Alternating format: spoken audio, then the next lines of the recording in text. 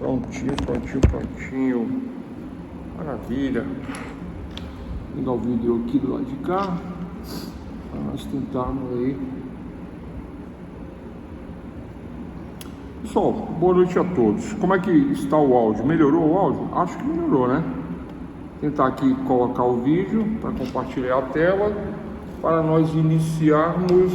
Pronto, parece que nós vamos entrar aqui no ao vivo. Não é isso mesmo? Parece. Melhorou.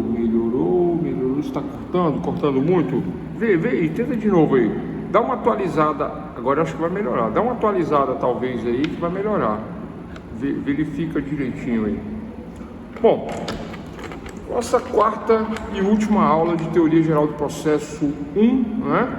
Primeira temporada, porque semestre que vem temos mais Teoria Geral do Processo, né?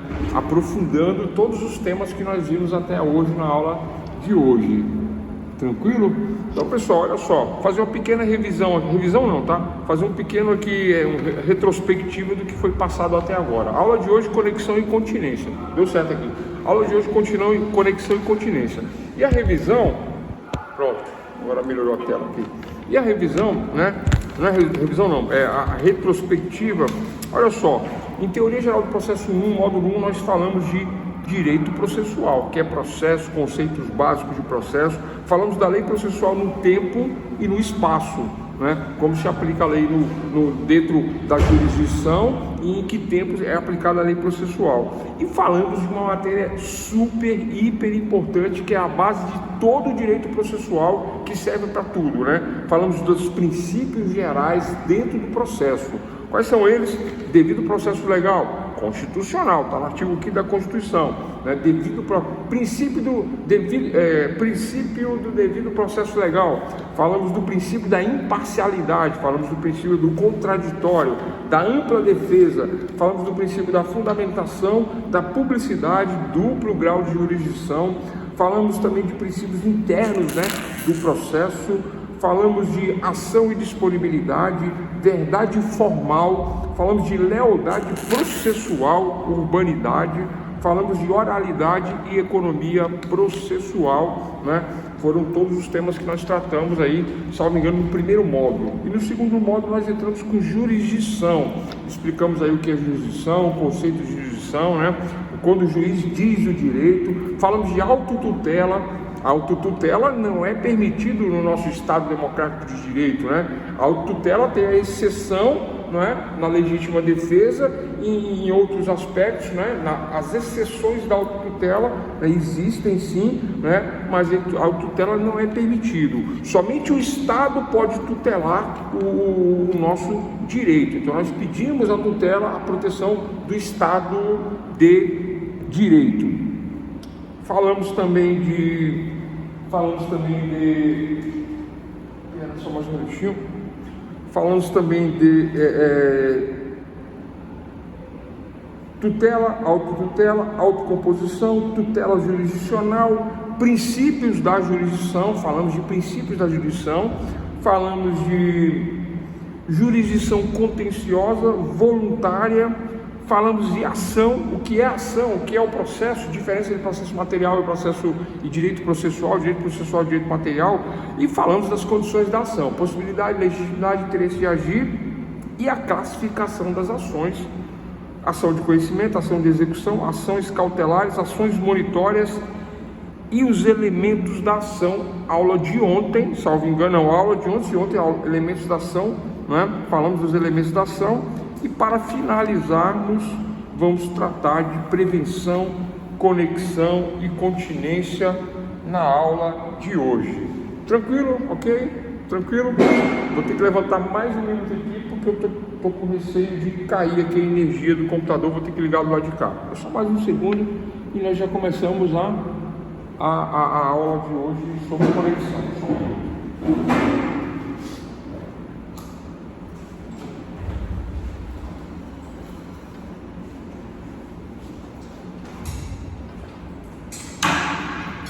No fim, dá tudo certo.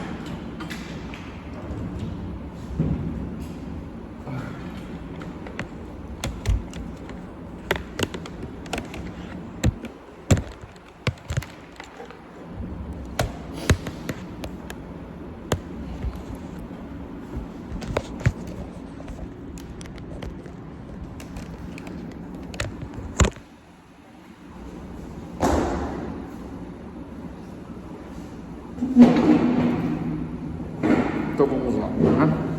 Conexão. O que é a conexão de ações? Né? Por que existe o fenômeno, um instituto chamado de conexão? Como que funciona isto na prática? Quais são os exemplos de conexão e continência? Vamos falar disso hoje, é o último tema da teoria geral do processo. Lembrando que o curso continua no semestre que vem, com mais 3 módulos, com muito assunto, muito mesmo, né? Porque nós vamos ter um preparo aí 100% em cima das teorias gerais que dominam, que mandam no processo. Pessoal, a conexão é um fenômeno processual determinante da reunião de 2 ou mais ações para julgamento em conjunto, a fim de evitar a existência de sentenças conflitantes. Compreenderam? Eu tenho ações, 2 ações, 3 ações, 4 ações. Vamos falar de duas ações. Essas 2 ações têm uma identidade de causa de pedir, tema da aula anterior, e tem uma identidade de pedido.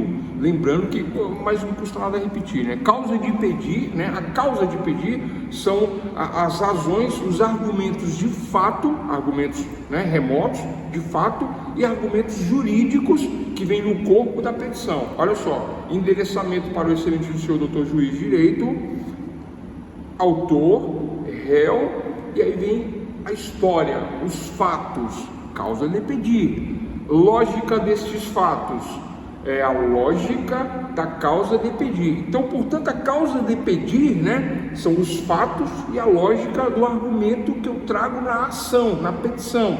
Então, quando essa causa de pedir ela está em uma ação e existe uma outra ação em outro fórum, em outra vara, igualzinho, com a mesma causa de pedir.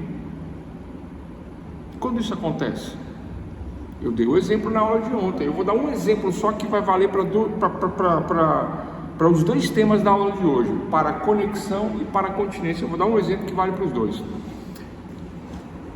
Ele sai de casa, contrata o advogado ou a defensoria e pede o divórcio. Ela não sai de casa, ela fica em casa com os filhos e não pede o divórcio. Ela pede alimentos, porque ela pensa primeiro nos filhos. Está correta a posição? Correto. Ela entra com a ação de alimentos. Ela, a mamãe, genitora, ex-esposa, entra com a ação de alimentos, pedindo alimentos. E ele entra com o pedido de divórcio. Tranquilo? No corpo da ação, na causa de pedir, temos, né, a situação que leva a fazer o pedido de alimentos, que é a manutenção dos menores impúberes, indefesos, que precisam ser alimentados. Na ação de alimentos, na causa de pedir. Pessoal, causa de pedir não é pedido. Causa de pedir é os motivos, são as causas que me levam a pedir, causa de pedir. Esse é o termo que não pode ser confundido. Causa de pedir não é pedido. Então, na causa de pedir vem os fatos e a lógica. Por que eu peço? Porque houve uma separação, eu estou precisando cuidar dos meus filhos menores, impúberes, né? Que agora tem essa questão de terem a necessidade de serem alimentados, não só pela genitora, mas pelo genitor, que não está mais presente. Ação de alimentos.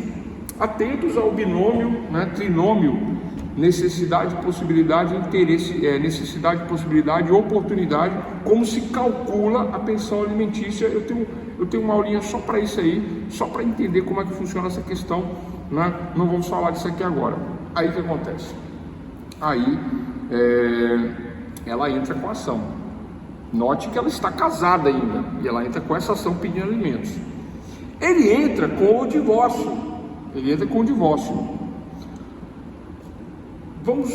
Vamos supor que é uma comarca grande, capital de São Paulo, né? São Paulo, capital de São Paulo, é uma comarca muito grande. Lá existem diversas varas, né? Não tem uma vara só de família. Lá deve ter umas 4 ou 5 varas de família, deve ter mais umas 4 varas de sucessão. Então, se eu tiver 5 varas de família, possa ser que caia alimentos na primeira vara de família e possa ser que o divórcio caiu na quinta vara de família. Estão compreendendo o exemplo? Ao mesmo tempo, ela entrou e ele entrou. Ela entrou com alimentos e ele entrou com o divórcio. Agora vamos repetir o conceito do início da aula. Conexão é o fenômeno processual determinante da reunião de duas ou mais ações para julgamento em conjunto a fim de evitar a existência de sentenças conflitantes. Evitar sentenças conflitantes. Por que isso, pessoal? Porque se, olha só, ele entra com o divórcio aqui e ela entra com alimentos aqui. Ele entra com o divórcio e cai na quinta vara. Ela entra com alimentos e cai na primeira vara. O que pode acontecer aí? Pode acontecer que o da quinta vara determine alimentos provisionais no importe de um salário mínimo, R$ 1.330. E o da primeira vara dê R$ 2.000 de salário mínimo, R$ 2.000 de pensão. Ou de 2 salários mínimos, R$ 2.660. Não são sentenças conflitantes para o mesmo caso, para a mesma causa de pedir.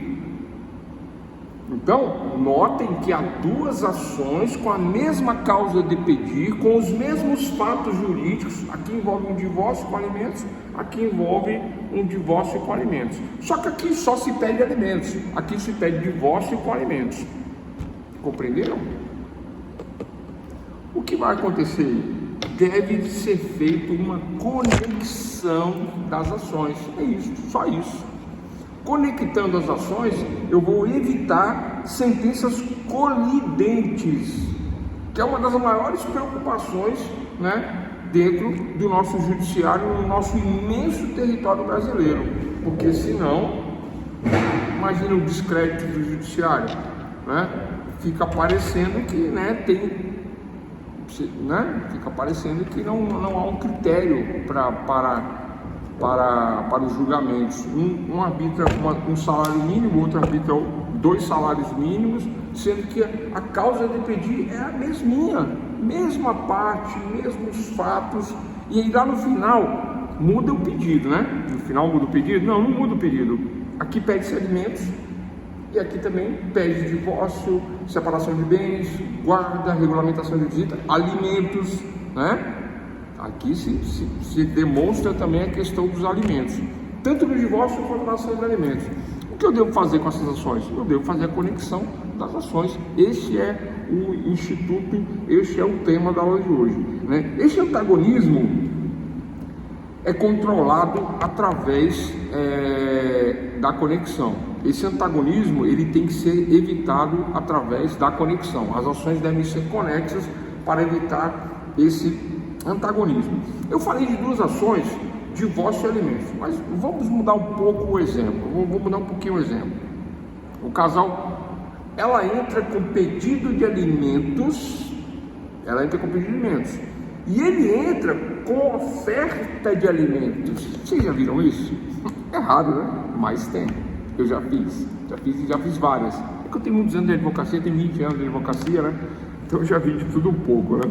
Então nós já fiz pedido de oferta de alimentos. O casal estava em conflito constante, não se resolvia a questão da pensão, quanto que era, né? Ele dava quanto ele queria, quanto ele podia, como ele queria, e ela brigava, mas não entrava na justiça, né?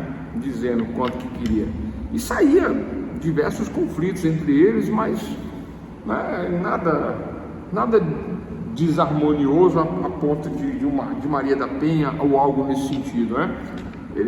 Até mesmo porque eles tinham uma boa relação, o ex-casal, né? Mas ficava aquela questão sempre variando, né, no contexto. E um dia ele me perguntou qual é a solução. Eu falei, a solução é você fixar os alimentos. Você oferta judicialmente, ela aceita se ela quiser, se ela não quiser, ela contesta o valor para mais ou para menos ela não vai fazer isso, que ela não é maluca, ela vai contestar para mais ou ela vai aceitar, né? É isso que nós vamos fazer, uma ação de alimentos com oferta. Então notem que ele fez uma ação de alimentos com oferta e no dia lá, só para vocês entenderem, ela aceitou e deu tudo certo. Mas vamos supor que o caso é de uma ação, lembrei, tinha a ver com guarda também, né? Não foi tão simples assim não, né? a oferta de alimentos tinha a ver com guarda de menor, com guarda e visitas, né? Porque ele pagava do jeito que queria, mas ela também deixava visitar quando quisesse, do jeito que desse, quando desse. E ele falou: eu quero regulamentação de guarda com horários, etc. Já oferta alimento junto para não ter problema. Foi isso agora que eu me lembrei. Então, notem que a ação da regularidade de guarda com horários de visita, né? Mais a questão da oferta dos alimentos. Aí do outro lado ela pegou e entrou com a ação de alimentos. Perceberam agora? Esse é o exemplo, tirando a questão do divórcio, ó. Então, doutores, o fenômeno está aí.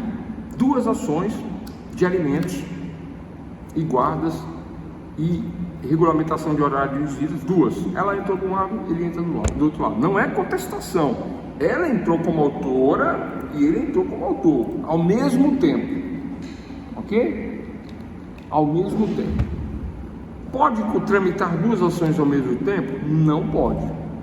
Como devo resolver essa questão? Com a conexão das ações. Eu identifico que há a mesma identidade de causa de pedir, a mesma causa de pedir numa ação, a mesma causa de pedir na outra. E os mesmos pedidos, né? Pedido de regulamentação, pedido de alimentos, horários, fixação de horários. Então eu tenho essas coincidências, eu tenho pedidos que colidem, que são semelhantes, né, na causa de pedir e no pedido, né, no pedido.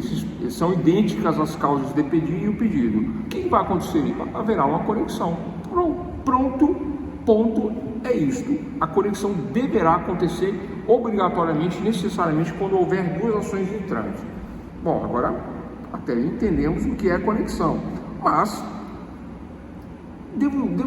agora eu fico pensando, bom, ela entrou e ele entrou, qual é a ação que vai valer? Então, já que uma das duas será conectada na outra, escorrerão as duas em conjunto, quem é que vai ser autor e quem é que vai ser réu? Já que os dois até o presente momento são autores, ela entrou, ele entrou, os dois são autores. Agora, quem segue como autor e quem segue como réu? Aí vem o outro ponto a ser definido. Esse ponto chama-se prevenção. Anotem aí, outro tema, prevenção. O que é a prevenção? A prevenção é o que vai definir qual é a ação que terá a prevalência sobre a outra. Qual é a ação que prevalecerá sobre a outra? A ação que irá definir quem é o autor e o réu. A ação que terá a validade. E a outra, o que acontece com a outra? Faz a conexão, fica ali parada, conectada, né? Não anda só a principal. A contestação era a principal. Mas qual é a principal? A prevenção é que vai definir qual é a principal. Já entendemos o que é conexão.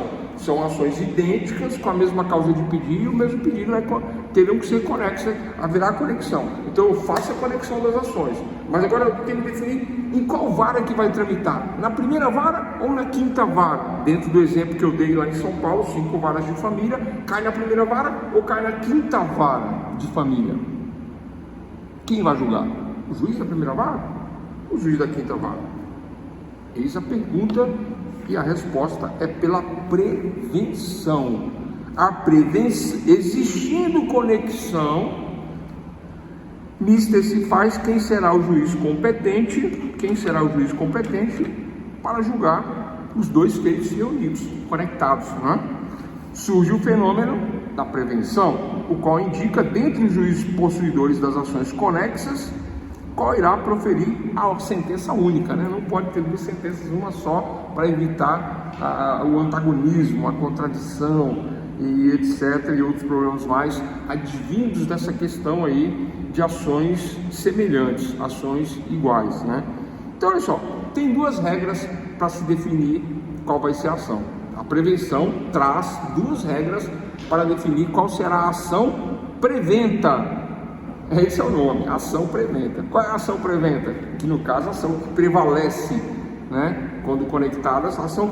Primeira regra, pessoal, vamos lá. A primeira regra é aquele juiz que despachou o processo em primeiro lugar. É a primeira regra. Caiu na primeira vara uma ação, caiu na quinta vara uma ação.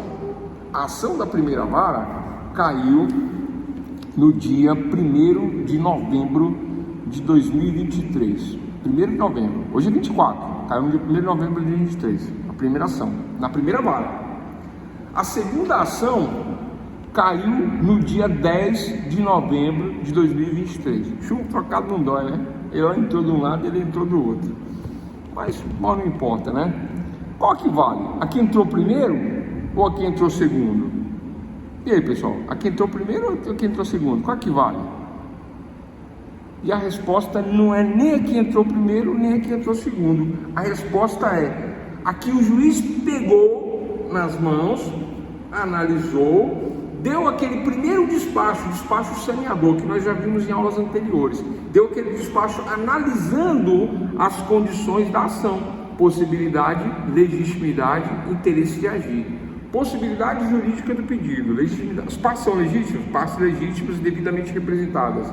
E interesse de agir, se eles tentaram conversar, se eles tentaram fazer algum acordo. Aí o juiz está analisando as condições da ação, verifica as condições da ação, recebe a ação, né? O primeiro pedido imediato, aula de ontem, pedido imediato, pedido contra o juiz. Esse ele diz: senhor doutor juiz de direito, receba. Aí ele recebe, é nesse despacho que ele dá, dizendo: cite-se o réu para se defender. Quando ele dá esse despacho, a primeira regra é essa. Então, quando o juiz analisa primeiro e dá o primeiro despacho, despachou, aí tem um carimbinho lá no cartório dizendo, agora não tem mais carimbo, né? Agora é tudo eletrônico, né? Agora tem uma certidão eletrônica. Então, dá a certidão eletrônica dizendo que o juiz despachou, recebendo o processo e mandando citar a parte contrária. Aí eu verifico nesta ação que houve esta certificação em primeiro lugar. Ou seja, o juiz que despachou primeiro é o juiz prevento. O outro juiz está analisando agora a ação. Notem que o outro juiz está analisando a ação. O juiz sabe que existe uma ação? Não sabe. Nenhum sabe, nem o outro sabe. Eles não sabem. Aí esse juiz que não sabe, mesma coisa, ele vai analisar as condições da ação, analisar todas as questões, aí ele dá um despacho, certifica e manda citar a parte contrária. Notem que o juiz da primeira vara mandou citar para se defender, e agora o da quinta vara também mandou citar para se defender, agora também mandou fazer isso. Só que quem despachou primeiro, aí eu vou dar prestem bastante atenção no exemplo. O da primeira vara entrou no dia 1º de novembro com a ação. O da segunda vara entrou no dia 10 de novembro com a ação, da quinta vara, 10 de novembro com a ação. Mas esse do dia 10 de novembro, no dia que ele recebeu, o juiz despachou, no mesmo dia, 10 de novembro. O da primeira vara está parado ainda, não despachou. Tem muito processo, não deu tempo ainda. Aí passou dia 11, 12, 13, 14, que dia que é hoje? 24 de novembro. Aí o da primeira vara deu despacho hoje. Estão compreendendo o exemplo? É assim que cai no concurso. Difícil desse jeito. É assim que cai no concurso. Estão compreendendo o exemplo? 2 processos. Um entrou no dia 1º, o outro entrou no dia 10 de novembro. O do dia 1º ficou parado. O do dia 10, no dia que entrou, despachou. Qual é o juiz prevento? O da quinta vara. Letra A, primeira vara. Letra B, quinta vara. Letra C, segunda vara. Letra D, terceira vara. Aí o aluno falou assim: mas nem tinha segunda e terceira vara, né? Estou na dúvida entre primeira e quinta. Não tem que ficar na dúvida, né? Porque o juiz prevento é o que despachou primeiro. No dia 10 de novembro, protocolou a ação e ele deu o despacho no mesmo dia, no dia 10. O do dia primeiro, o da primeira vara, que foi em 1º de novembro, ficou parado lá. Não é que ficou parado lá, entendam, né? Muitas vezes a vara está acumulando processo. Porque muitas vezes, naquela primeira vara, só entrou processo com 30 laudas para o juiz ler. E na quinta vara entrou processo com 2 laudas. Apesar de ser a mesma quantidade de processos, são processos diferentes. O conteúdo é maior. Aí atrasa. Como que não atrasa? Atrasa. Aí dizem que o juiz não lê o processo. Tem juiz que não lê mesmo, é verdade, mas a maioria lê. Eu já até contei isso aqui, né? Por que o juiz lê e por que o juiz não lê, né? Se eu não contei, eu vou contar rapidinho de novo, né? Eu perguntei para o juiz, eu falei assim, por que o juiz não leu o processo? É verdade que o juiz não leu isso aí? Aí o juiz falou assim, olha, é verdade, tem juiz que não lê, mas eu vou explicar por quê. Porque os advogados vão nessas causas, tem causas, né? Tipo uma espécie de modinha que tem aí na internet, que tem uns modelos. Aí todo mundo pega aquele modelo, junta as mesmas provas, a mesma situação. O que o juiz vai ler ali? Ele vai ler só o pedido. Porque se ele leu uma, ele leu todas. Aí o juiz leu o processo. Aí diz que não leu, mas leu, né? Agora, quando o fato ele é pormenorizado, personalizado, existem características, né, que só aquele processo tem, aí o juiz tem que ler o processo. É uma responsabilidade do juiz. Então o juiz lê sim o processo e não lê esses que são aí, né, uma operação em massa que existe no judiciário em alguns casos, né? Já até contei aqui questão de telefonia, né? Acho que já falei. Houve uma época aí que tinha uma modinha de ação da Telefônica, contra a Telefônica, para contra as assinaturas. A cobrança da assinatura era cobrada um valor fixo mensal, 50, 60, né? E aí houve uma onda aí em cima disso aí e várias ações nesse modelo desse sistema. Então, doutores, conexão compreendido, quando eu tenho a mesma causa de pedir e o mesmo pedido, haverá obrigatoriamente a conexão. Feita a conexão, agora qual é? Onde será feita a conexão? Como será feita essa conexão? Qual é o juiz prevento? E a prevenção é o juiz, pela regra, o que despachar primeiro em cima do processo será o juiz prevento, é a regra número 1. Aí faz a conexão onde despachou primeiro. No caso que eu dei o exemplo, na quinta vara despachou primeiro, ele é o juiz prevento, ele é o juiz que vai tocar a causa. E a outra ação? Ó, ela vem de lá para cá e fica ali paradinha, né? Aí, o que acontece nesta ação? Corre pela quinta vara, quem entrou vai ser o autor e o outro fica como réu e o processo transcorre normalmente até a sentença. Até a sentença. Tranquilo? Então essas são as duas regras aí mais importantes de conexão e prevenção. Vou falar de continência já, mas antes de continência, segunda regra de prevenção, porque tem uma segunda regra. A prevenção ela complica porque ela tem duas regras. Porque olha só, quando se trata de um caso simples, como que eu falei, né? Comarca de São Paulo, tem primeira vara, quinta vara, aí caiu na quinta, despachou primeiro, pronto, quem despachou primeiro é o juiz prevento. Mas e quando são fóruns diferentes? Aí vem um problema. Competências territoriais diversas. Vou repetir, competências territoriais diversas. Quando a competência territorial é diversa, ele mora em São Paulo e ela, com a separação, ela mudou. Ela não está morando mais na capital. Ela foi para o interior. Foi para São Carlos. E aí, o que acontece? Qual que vale? São Carlos ou São Paulo? E eles entram, né, com a ação da mesma maneira. No dia 1º, outro no dia 10, é o mesmo exemplo, né? Como que funciona? Qual a segunda regra? A segunda regra diz que quando houver uma competência territorial diversa, será prevento aquele juiz que promoveu, em primeiro lugar, a citação válida. Anotado? No primeiro caso, é o juiz que despachou primeiro. No segundo caso, é o juiz que mandou citar primeiro, aí citou, achou o réu, aí o mandato voltou para o processo, aí eu vejo aqui, ó, tem a assinatura do réu, ele está ciente de que tem uma ação, ele foi citado, citação válida. Esse é o segundo caso, citação válida. Primeira regra, quem despachou, o juiz que despachou primeiro. Segunda regra, o juiz que mandou citar primeiro, citou, valeu a citação, voltou para o processo o mandato de citação, citação válida. Citação válida é a segunda regra para competências territoriais diversas. Notem que no primeiro exemplo, ambos moram na capital de São Paulo, no primeiro exemplo. No segundo exemplo, um ficou morando na capital de São Paulo e o outro mudou para o interior. Eu falei São Carlos, mas poderia ter sido Araraquara, azar de quem foi para Araraquara. São Carlos não era Araraquara, não, é só uma brincadeira, né? Ribeirão Preto,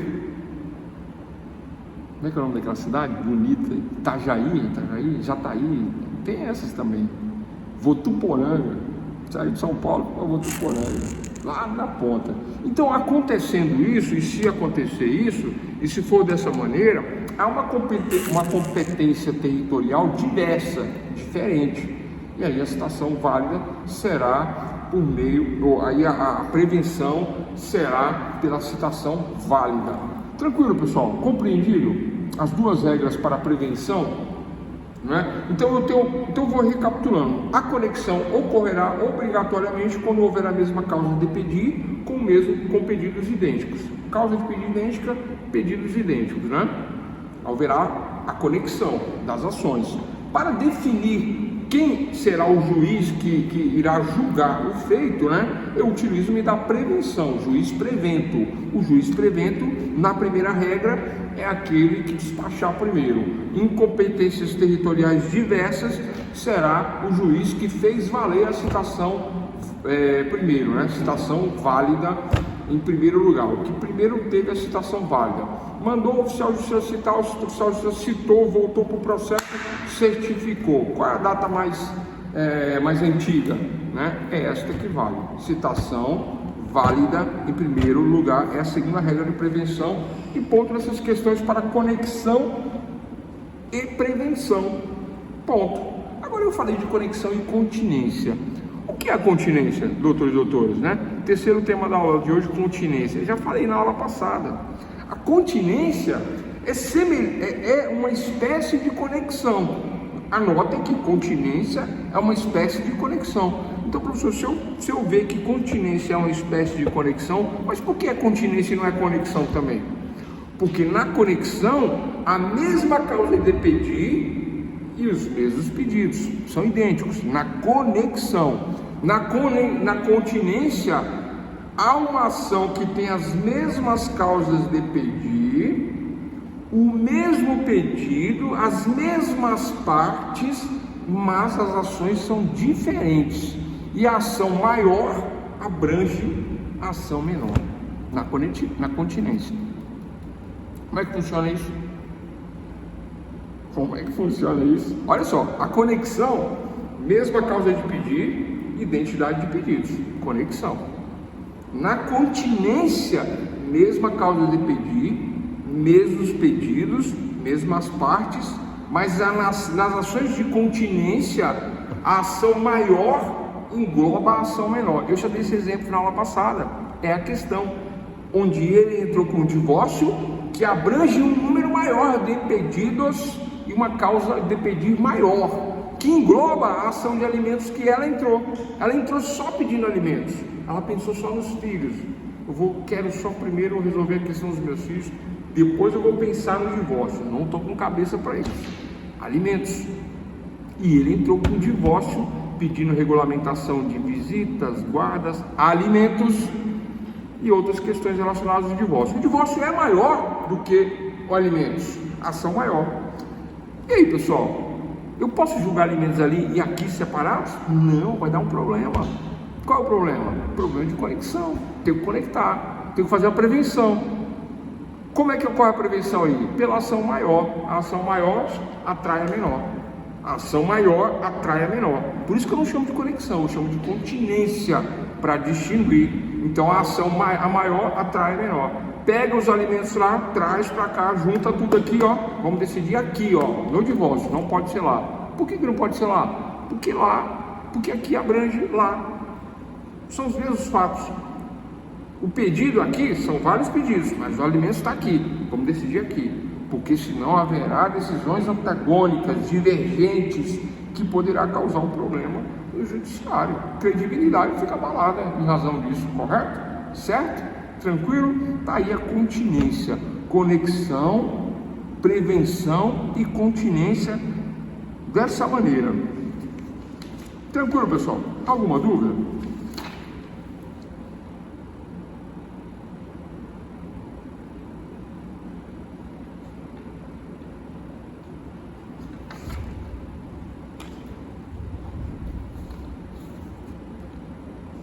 É possível a ocorrência de divergência entre juízes quanto à sua competência para julgamento da demanda? Essa é a pergunta. Vou repetir. Se é possível a ocorrência da divergência entre os juízes estão divergindo, né? Um acha que é competente, eu acho que eu sou competente. E o outro fala assim, eu acho que eu sou competente para isso.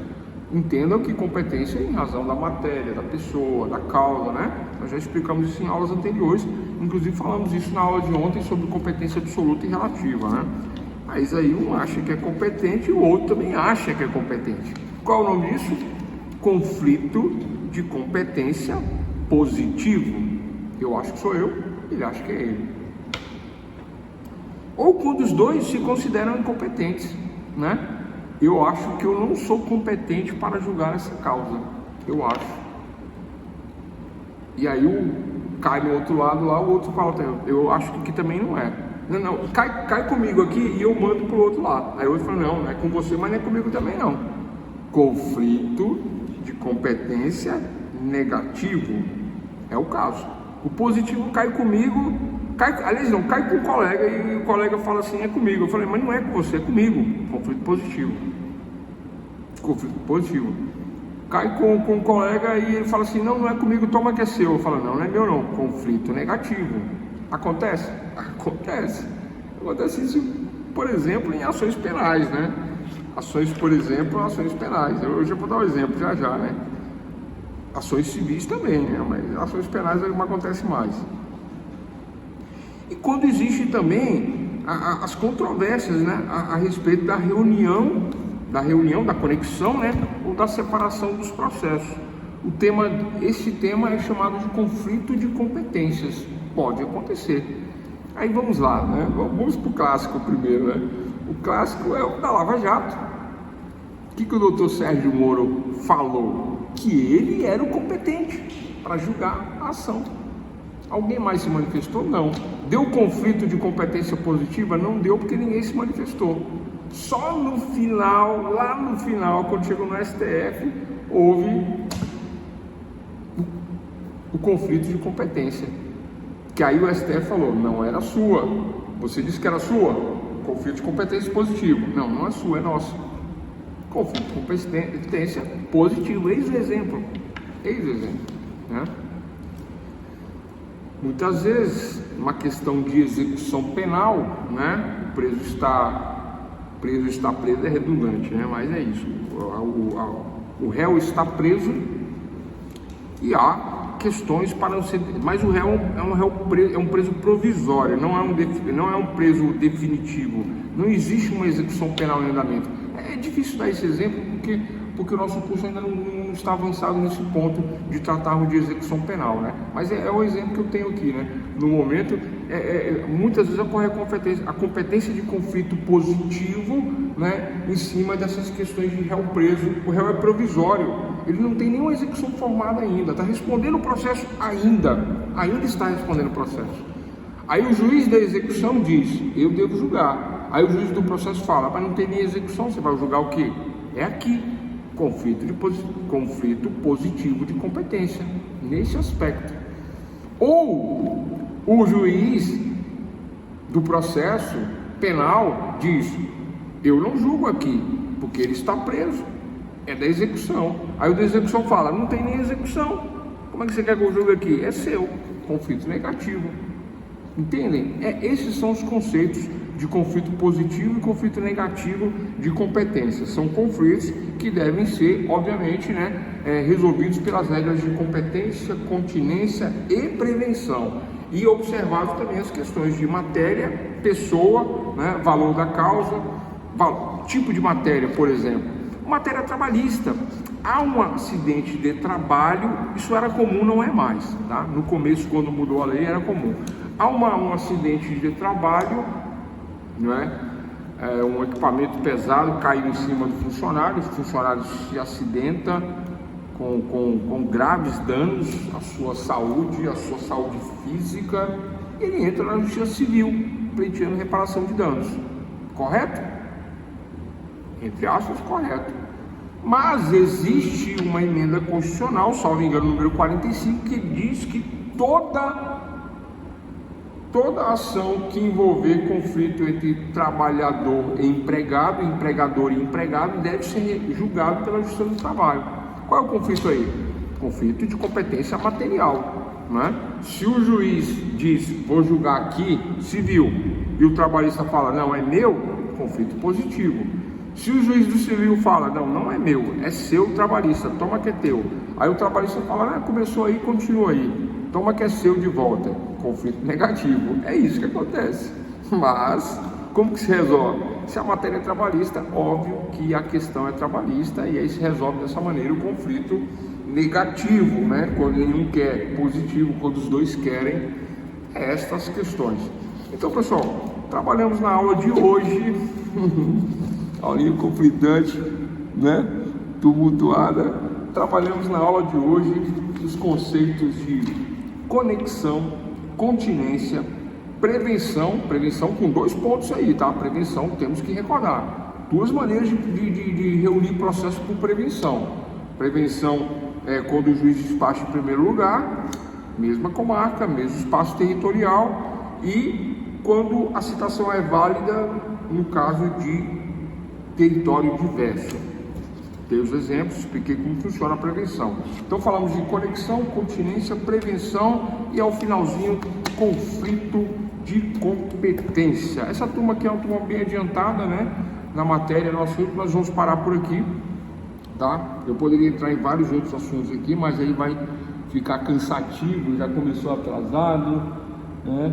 Então é isso, deixa eu fazer uma anotaçãozinha rapidinho antes que vocês saiam aí, porque eu tenho que anotar os nomes. Então é isso, se ninguém tiver nenhuma dúvida, fechamos aí o conteúdo do primeiro de TGP 1, né? O terceiro e último módulo, que obviamente vai continuar a segunda temporada em TGP 2, né? TGP 2 tem muito assunto, é muito mais avançado que TGP 1. E até lá, né? Ponto final.